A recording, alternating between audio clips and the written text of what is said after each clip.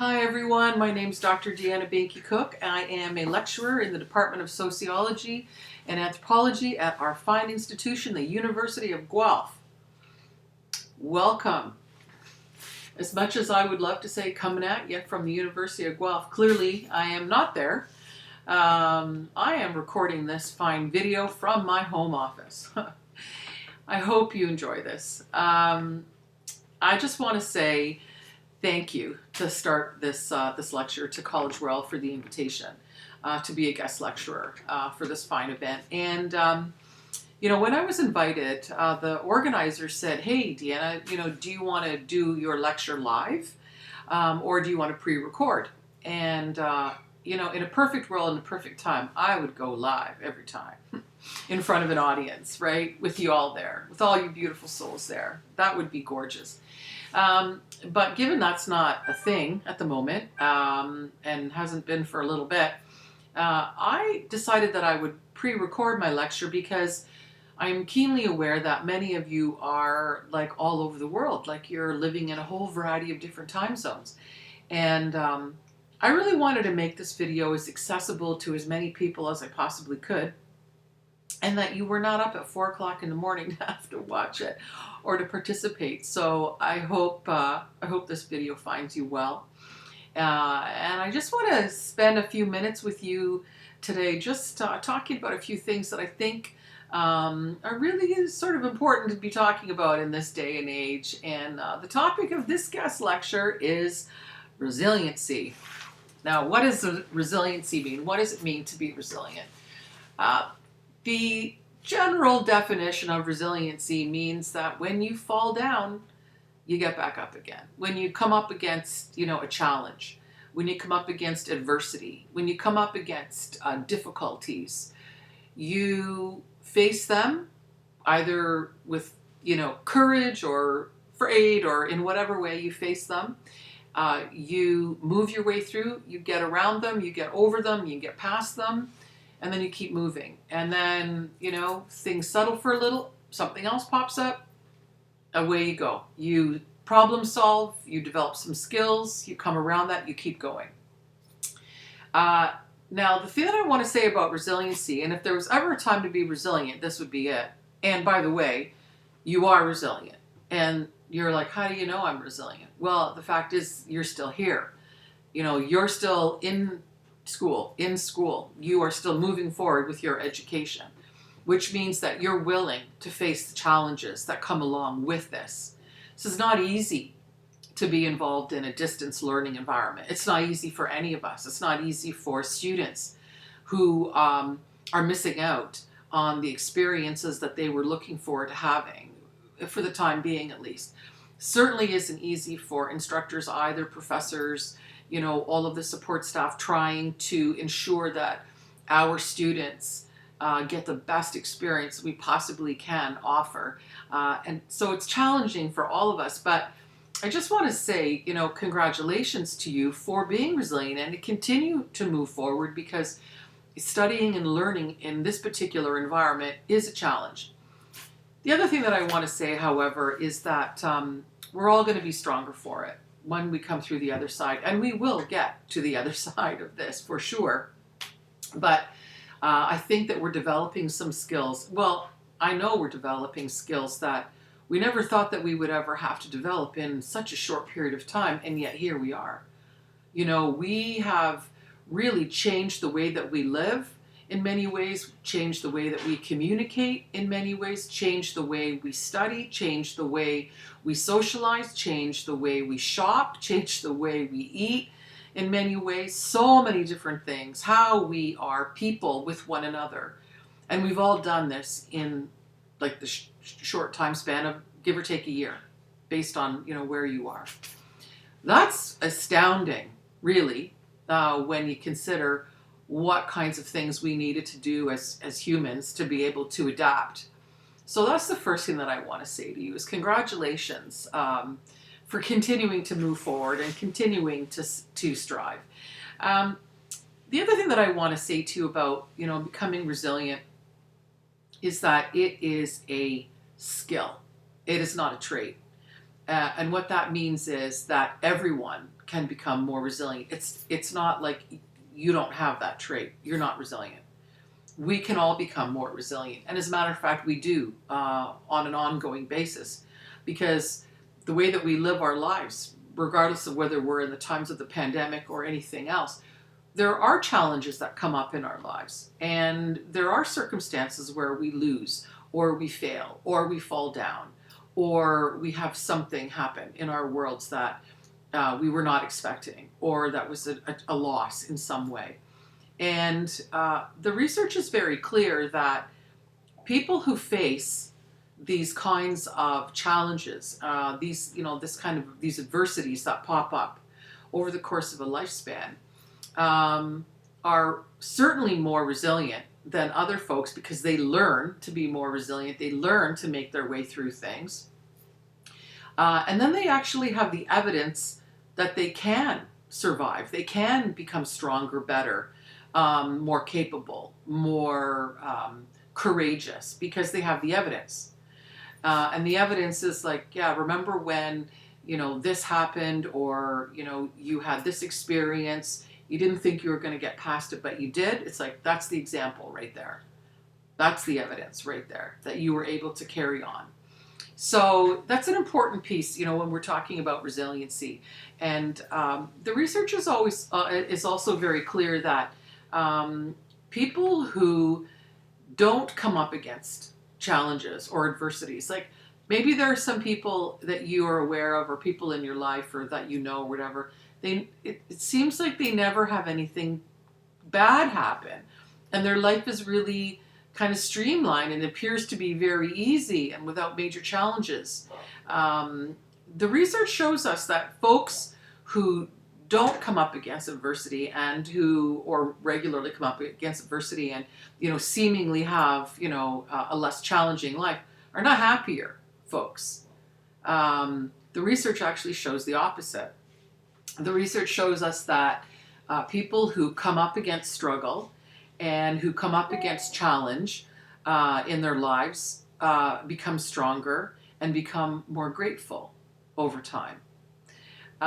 Sharing my own personal story, I was diagnosed with breast cancer back in 2012.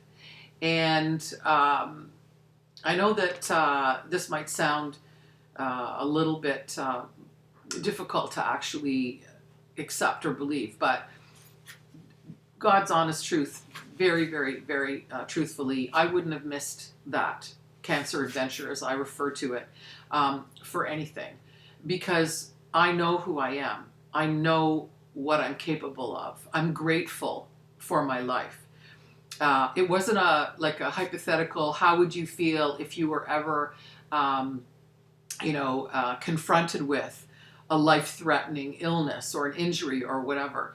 For me, it's not hypothetical. I was there. I peered over the edge of my existence. I knew that there was this potential that I wasn't going to survive. And yet, I had hope and faith, and moved through the process of the chemotherapy sessions, of surgeries, the radiation treatments, and kept moving forward, and praise, made it to the other side, and am healthy and well all of these years later. That experience, as terrifying as it was in many instances, was also one of the most amazing experiences I've had in my life, because I'm grateful for the fact that I'm here. I do not take my life for granted, and I don't feel entitled, which is the second thing that I would love to chat with you about, in terms of who we are and what we're doing here, and how resilient we are. When we're grateful, we're more resilient. When we can take a look at our lives, and yes, everything may not be perfect, and I really don't know anybody whose life is everything is perfect. Maybe you do, but I don't think I know too many. When we're grateful for what we have, when we're grateful for where we are, when we're grateful for the fact that we woke up this morning, when we're grateful for the people or the person in our lives, when we're grateful for, um, just an opportunity. I'm grateful to be able to have this beautiful conversation with you all through this. This gives me joy. So, when we practice our gratitude, we're more likely to be joyful. And when we're more likely to be joyful and be grateful, we're more likely to be resilient. Because when we come up against challenges, we don't feel entitled, like, oh man, this shouldn't be happening to me.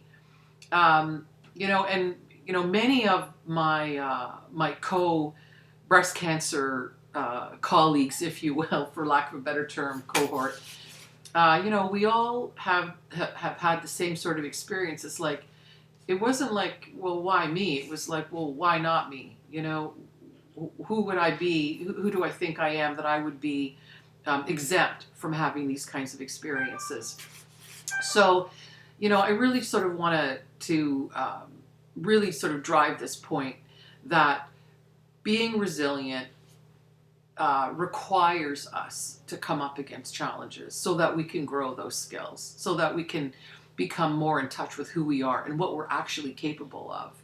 And oftentimes in those those times where we're really coming up against challenges and difficulties, we come to an understanding of who we really are and what our gifts are and what we want to accomplish with our lives. Because there's an experience where you come up against a hardship or whatever, and then you're considering, there's no way that I'm stopping right now. There's no way that I'm giving up.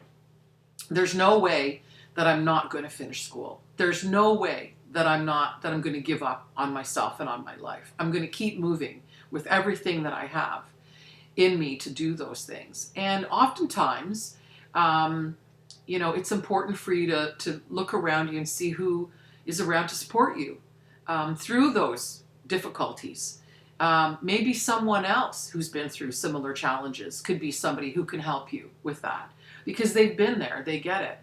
That's something certainly that was true for me when I was going through the cancer adventure. I had the good fortune, blessing to be able to talk with other women who had had similar experiences and who had, come through their own personal experiences with courage and became healthy and walked through that adventure in whatever way. And so, you can kind of draw on people around you. It's the same thing for if you're coming up against difficulties, for example, with your schoolwork or with being a student. Reach out and ask someone to help you, to support you, to encourage you, to maybe share their experiences. Because when you share experiences with other people and the challenges that they've had, it gives you hope. It's like, well, if they can do it, I can do it. If they've had that experience, I can make my way through this experience. If they have, things that they've recommended to me that will help me make my way through this challenging time, then there's a greater likelihood you're going to take that bit of advice, or you're going to consider what you can do, and you're going to put that into place, and you're going to continue to move forward, and you'll be all the stronger for it.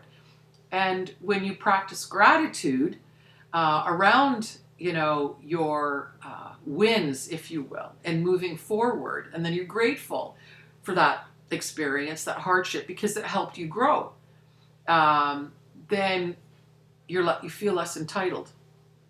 Now, I want to talk to you a little bit about entitlement. What does it mean to feel entitled?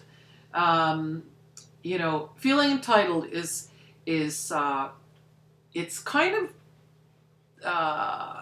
I was just going to use the word poisonous, and I think I still will use the word poisonous.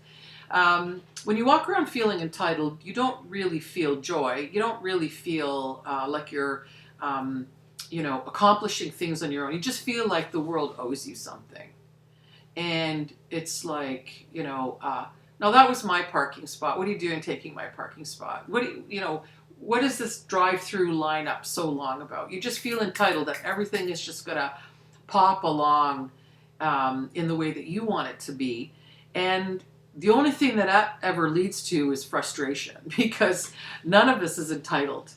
We think we are, but we're not really entitled. So we end up being frustrated, and we end up feeling like things, should be going our way, but they're not. And that's number one way to steal your joy. So, just practicing gratitude when you've come through a hardship, and being grateful and saying so when you're grateful is an important piece as well. And all of those things lead to us being more resilient. And when we're more resilient, we're actually more courageous because we've got the evidence. It was like, oh, I never thought that I would make it through that, but I did. Or I didn't think that I would accomplish this. I didn't think that I was going to pass this class, or I didn't think that I would get that job, or I didn't think that I would have this experience in this relationship. And yet there you did, and you have it, and you're like, oh man, well, if I can do that, then I can also do this. So just to consider a little bit about the whole piece on resiliency, the roadblocks that we come up against, we don't necessarily choose them, of course, but they are actually helpful in many ways to help us, as I started to say, uncover our gifts, know who we really are. Another little piece that I wanted to add to this guest lecture today is to talk to you a little bit about living your authentic life, which goes hand in hand with the resiliency thing. So when you're living your authentic life, what does that mean? Living your authentic life means you are living the life that you want to live. Being the person you are. Following your dreams, your goals, meeting, those expectations you have for yourself in your life, that you're living your authentic life. You're not living a life that somebody else told you should have. Well, you need to do this. You need to go there. You need to study this. You need to become that as far as your career. If that's not really what you want, if that's not really who you are, and you're doing that to fulfill someone else's needs, goals, desires for you, it's far more difficult to be resilient because you don't really want to do that, right? I have students who, they want to be veterinarians, or they want to own their own business, or they want to, work in whatever field it is. And they know it's going to be challenging. They anticipate they are going to come up against difficulties. They know there are going to be courses they have to take. They know that they're going to be working really long hours. They know everything is not going to be 100% perfect all the time. They know there are going to be setbacks and they're going to fall down from time to time.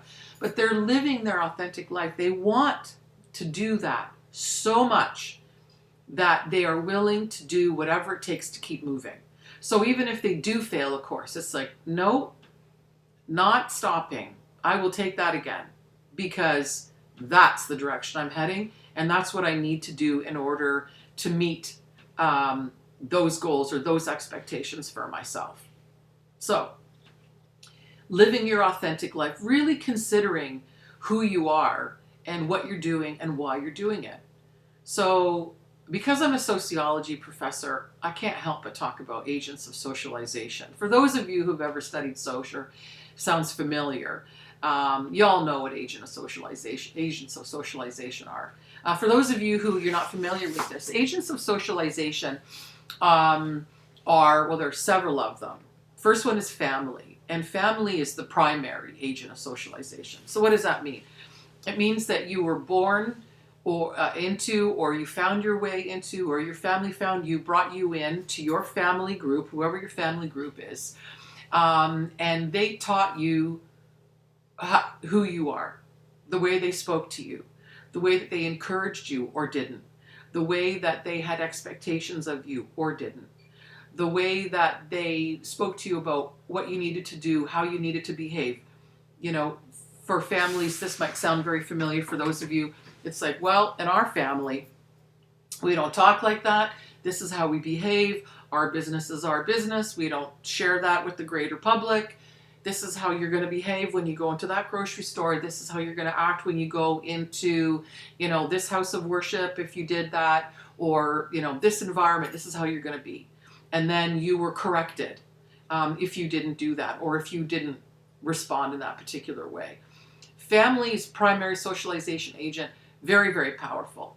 Told you an awful lot about who you are, and who you believe you are. Another socialization agent, a secondary socialization agent, are schools. And you headed off to school when you were maybe 3, if you were in a preschool environment, or 4 or 5, however old, into schools. Secondary socialization agent, taught you how to be, involved in the public, because family is private and school, of course, is public. How to follow rules. There's a reason for the bell. There's the reason assignments are due on a certain day at a certain time. There's the way that you conduct yourself in a classroom. The tone of voice that you use, the language that is permitted, how you dress in a particular way. And when you didn't, confine yourself, or you didn't respond favorably, then you were likely punished in some way. Either expelled, or you got detention, or you got sent home, or your parents got called, or your aunt or your uncle, your guardians got called. There's the, when you get the difficulty with a teacher who, isn't really your fan, and that they're not really your fan when they're very discouraging your behavior in a certain way.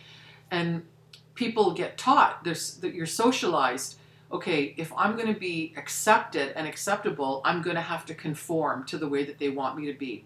And if I'm not going to conform, then they're not going to respond to me favorably. They're going to respond to me probably more negatively. And sometimes people choose that. They're going, okay, well, you want to see me that way, then just wait. I'll show you. But most of the time, what we do as young people is we will conform to people's expectations of us. And sometimes we're so busy conforming and compromising and conforming and compromising that we forget who we are and the direction that we really wanted to head into, which brings me back to this notion of living your authentic life. Like, who are you really? And what are your gifts? Right? I say to my students all the time, we all have gifts. All of us have gifts. And the thing about it is that maybe we're the only one who really knows what our gifts are, and who we're intended to be, and what it is that we want to do, and what we're called to do, or what we're inspired to do, or what gives us joy.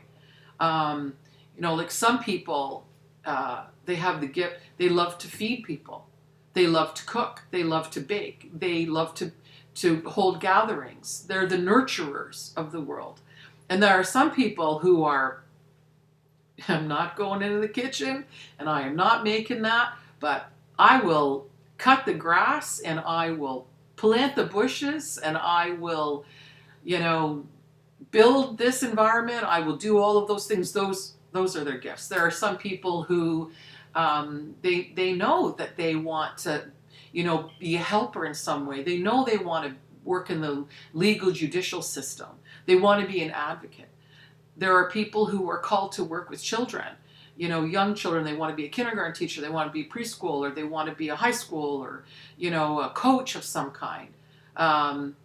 These are our gifts. These are our callings. And it's really up to us to be able to discover what those callings are, or discover what those gifts are, and to cultivate them and to use them. Because here's the thing about gifts, that I think is the most important piece, is that you have those gifts because you're intended to use them. And you're intended to use them for what purpose? To help other people. The gifts are not for you. It's like I say to my students all the time, if you have a beautiful voice and you can sing, it's a shame when all you do is sing in the shower and you're the only person who ever hears you sing, because your beautiful voice gives people joy when they hear you sing. And so don't be afraid to use your gifts. Like, step out into the world and share that gift with others in whatever arena and through whatever media is most appropriate.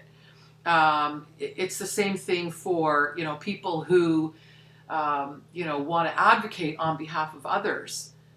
Sometimes we feel restrained or constrained because people will look at us and say, well, who do you think you are that, you're going to go into the community and you're going to start volunteering there? Like, what makes you think anybody needs your help? Well, I'm here to tell you the world needs your help. There's no shortage of need in this world, and to help one another. So coming back full circle is really leaning in to knowing what your gifts are, uncovering your gifts, living your authentic life. And it is a process. We grow and we develop over time. We have goals, dreams, desires. We need to keep moving in that direction to be able to realize those dreams or realize those goals. And we're far more likely to be resilient when we're following the path that we want to be following, when we have a dream and we're like, yes, I am going to accomplish this. I'm going to get this education or have this experience, or I want to travel. I want to go to that country. I want to see what it's like there. Then you're willing to go through the challenges to get there. You need to work a little harder. You need to earn the money to pay your way there. And it's not a hardship in that way because you want to do that and you've got your eyes set on that. So being more resilient or developing resiliency is definitely related to living your authentic life, and for having gratitude, and for not feeling entitled, and for serving others. And we're more willing to move in that direction. We're more willing to care for other people. We're more willing to use our gifts, and we're more courageous. And I think that's the really key point that I want to leave with all of you today, especially those of you who are still very young. Maybe you're 18, 19, 20, 21, 22 years old. I know we have students of all ages and stages. But I think it's particularly challenging in our culture and our day and age for young people to really step out, because sometimes folks will just squash your dreams and say, that's not realistic. What makes you think that you can accomplish that? That is not realistic. You need to have something to fall back on. Okay.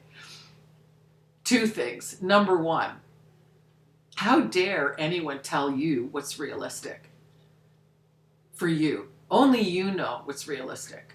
Only you know what you have in your heart and what your goals and your dreams and your visions are. Maybe you share them with other people, but you feel them in your spirit and your soul. So only you know what's realistic. And the other piece about that is the only things that are real are the things that have already happened. Everything else is a possibility. And this is a limitless world. I mean, limitless resources, limitless, like, billions of people on this planet. I mean, relationship possibilities and travel possibilities and life experience possibilities, totally limitless. So how would anyone else be able to say that's not realistic? And my personal not favorite is, you need something to fall back on. Why would anyone want to fall back? Why would you want to do that? Yes, you can have options. Well, you might have this option, you consider this, you consider that. But when you live your life thinking that you're constrained by other people's expectations of you and you're just trying to please them all the time, leads to nothing but frustration, if that's not what you want. It certainly doesn't encourage your development of resiliency, because you don't want to get back up. You don't want to take that course again. You don't want to keep moving in that direction because that's not your jam. That's not who you're intended to be, right? And that, takes the gratitude and the joy away when you're not following your path. In any event, I'm going to wrap this up right now.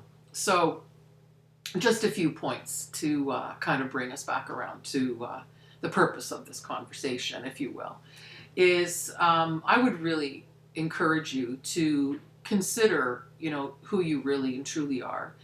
Consider who has spoken words over you, particularly if they've been negative, if they've been discouraging to you in some way.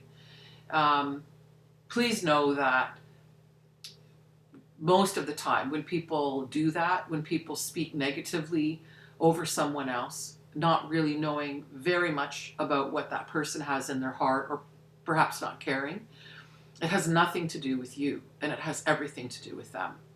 and potentially their own feelings of insecurity, or the failures that they've experienced, the losses that they feel experienced, the sadness that they've experienced, or whatnot. And I'm not suggesting that you wouldn't be empathetic to that, but just be mindful. You know, who said to you what you can and cannot do, or who you can or cannot become, because they don't know. You might not know yet, right? You might not know. You might just have a plan and say, this is the direction that I'm going, this is the direction I'm going, and then you get to a certain spot and then you think, I don't really want to do that anymore. I have these and these and these skills, but now you know what I really want to do? I want to try this. So then you start moving in that direction. And only you can experience that for yourself, if that makes sense. So just being mindful about, what's been spoken over you, who's encouraged you, who's, maybe tried to move you in a different direction. Hopefully that's all been very well meaning, and absolutely, people who have come before you, who know a little bit more about the world and about, possibilities and so on, are trying to keep you safe and moving in that direction, in the safe direction, and so that you stay well.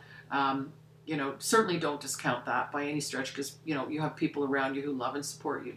What I'm talking about is when you discover the direction that you want to head in, and this is the person that you are, in the process of becoming and working in a particular way, by all means, keep moving forward in that direction, and being kind to folks along the way, and picking people up and carrying them with you as you go. I mean, that's the beautiful part of being human, right?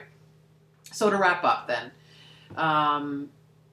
live your most authentic life and reconsider regularly what that is, what brings you joy, where you belong, what makes you happy, how you can be of service to others.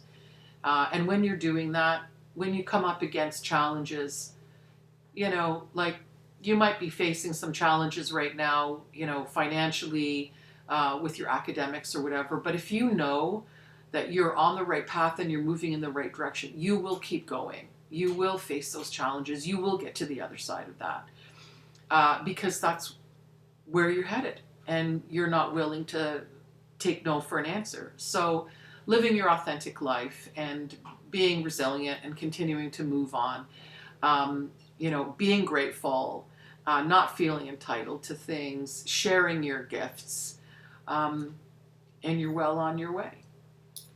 I just want to send you big cosmic hugs wherever you are in the world. Thank you for listening. I hope this was helpful.